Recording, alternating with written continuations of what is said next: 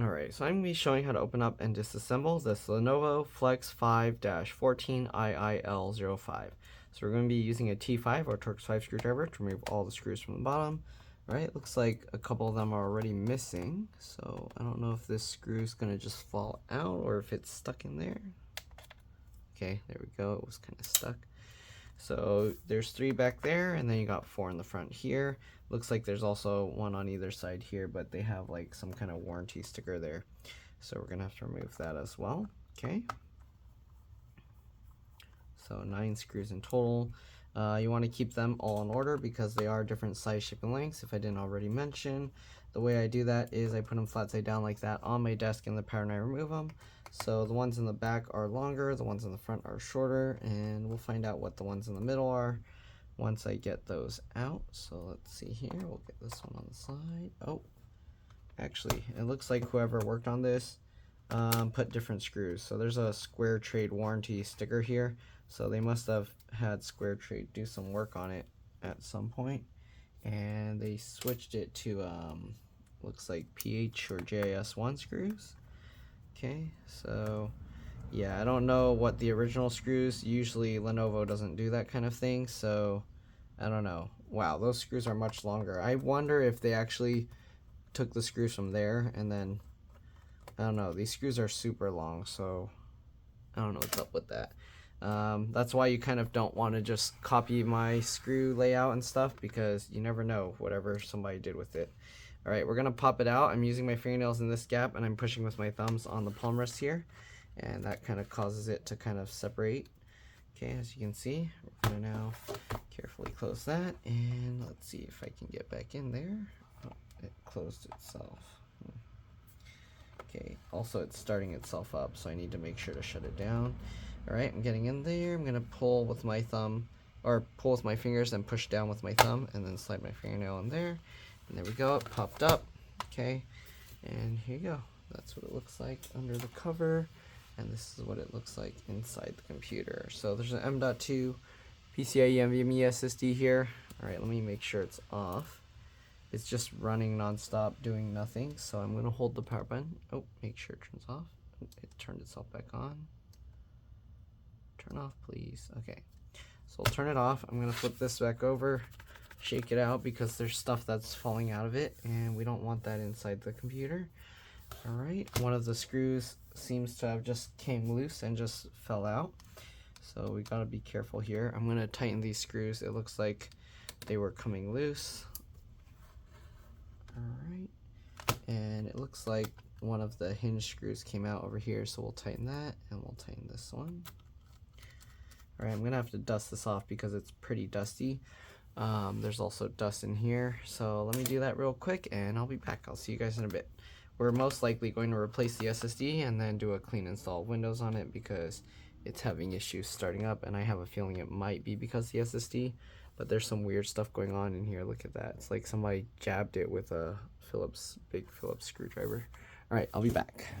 Alright, I'm back, so let's go ahead and pull the SSD out here. There's just one screw. Alright, I'm not going to pull out everything else, but I'll kind of just point out what's in there. After you get the screw, get underneath, lift it up slightly, and then carefully kind of wiggle and pull. And there we go. Oh, it looks like there's a thermal pad there that was kind of holding it down, and it kind of tore because it's like stuck to this really strong. So let's try and peel that away, and then we'll stick it back there. Alright, so let's try and line this up. This thermal pad kind of just helps spread the heat around. Okay, there we go. Kind of get it all lined up. Alright, we're going to put this SSD in there. This is just a Crucial P3. I'm going to test this because I'm not 100% sure what the issue is, but I have a pretty good feeling that it's the SSD. Alright, we'll get that in. There's the wireless card here. If you need to remove the wireless card, you go from the antennas, from the tails, and pull up. I'm not going to take it out. Keyboard connectors here. You flip that latch and you can pull it out. It's kind of weird. You can see how they have the thing where they would have soldered this either here or here. Pretty sure this is the touchpad, trackpad, keyboard backlight, battery connector here. This connector you kind of have to like wiggle as you pull it out. pretty tough. All right, battery model numbers L19C3PD6. Okay, you got another connector here. This says FP1, so fingerprint reader, I guess. And then this connector goes to here. All right, for the two USB ports, the SD card slot and the power button. The speakers aren't held down with screws, they're held in with like rubber, like kind of washer things, so you just pull it up. There's a wire going underneath, the red and black one going to this speaker, and then both speakers connect to the motherboard here. You got the LCD LVDS connector here. If you're going to mess with this, make sure to disconnect the battery. So you're going to have to undo the screws holding the battery in place, all the screws around it, and then disconnect this. Open the laptop, press and hold the power button on the side for at least 15 seconds to drain any residual power, then put it back together. Or sorry, not put it back together. Then you can go ahead and disconnect this, all right? And then make sure you reconnect this before you reconnect the battery. All right, this also has a flip latch there. There's the CPU here, GPU here, both soldered to the motherboard or logic board, so you can't replace them. Wireless antennas are right down there. And yeah, that's pretty much it. I'm not gonna be taking it all apart. Let's go ahead and put this back together. Oh, this is pretty dusty too, so let me clean that real quick and I'll be back. This will be the thumbnail here. Okay, I'll be back. All right, so we dusted off a bit. Let's go ahead now and close it back up. All right, just click everything back down into place. All right, and then we'll get the screws back in. I'll just put back the screws where I found them, just because I don't know if they really did come from the hinge area. I don't think these actually came from the hinge area because, again, I think usually the screws are all T5 or Torx 5, and whoever worked on this, I guess someone through Square Trade, they just put whatever screws kind of fit there, which I kind of hate when people do that. But anyways, let's go ahead and get the rest of these screws in. And I think for this, there's a 1-key recovery button we're probably going to have to use to boot to the USB, but we'll find out. But yeah, that's pretty much it. Hopefully this video helped you guys out. If it did, please make sure to like, comment, subscribe, share my channel with others so that they can learn how to upgrade and repair their devices as well. And if it helped you save a bunch of money, please consider contributing a little to the channel. Every little bit helps and allows me to continue making these videos for a living. Alright, if you can't help out that way, it would help a lot if you could watch a few of my other videos and then like and comment on those as well, because that's what the algorithm likes to see. But yeah, other than that, let's go ahead and finish getting this thing put back together, see if we can boot from a USB. The way I'll know if it's working right is if I power it on and it goes to like showing a like booting screen or something sooner, because before it would take forever. Let's see. Also, I think it needs, does this charge by USB-C? It does. Okay, so you can see it went to this screen really fast, so it wasn't doing that before. Before it would like stay on a black screen and sit there for a very long time, so I'm pretty sure the SSD is bad. I'm gonna plug this USB-C / USB drive in and see if I can boot from that. Okay, let's see if it detects it pretty quick or if it just gets stuck. And you can see real-time clock error.